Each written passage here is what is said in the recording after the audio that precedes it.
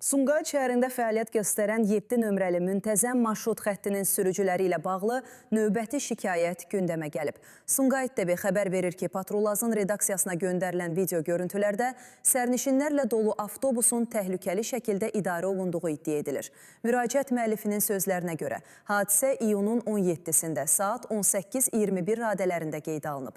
İddialara əsasən 50 AF 337 dövlət qeydiyyat nişanlı avtobusun sürücüsü hərəkət zamanı yol hərəkəti qaydalarını kobud şəkildə pozaraq təhlükəli manevrlər edib. Şikayətçi bildirir ki, bu cür davranışlar həm avtobusdakı sərnişinlərin, həm də digər hərəkət iştirakçılarının həyat və sağlamlığını risk altına salır. Redaksiyaya təqdim olunan video görüntülərdə də avtobusun təhlükəli şəkildə idarə olunduğu iddia olunur. Vətəndaşın sözlərinə görə problem təkcə bir sürücü ilə məhdudlaşmır.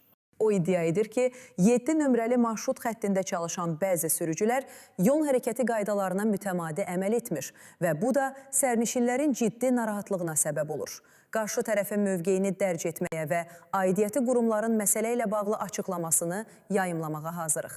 Siz də belə halların şahidi olursunuzsa, görüntüləri və məlumatları Sumqayıt TV-yə göndərə bilərsiniz. Mövzu ilə bağlı yenilikləri diqqətinizə çatdırmağa davam edəcəyik.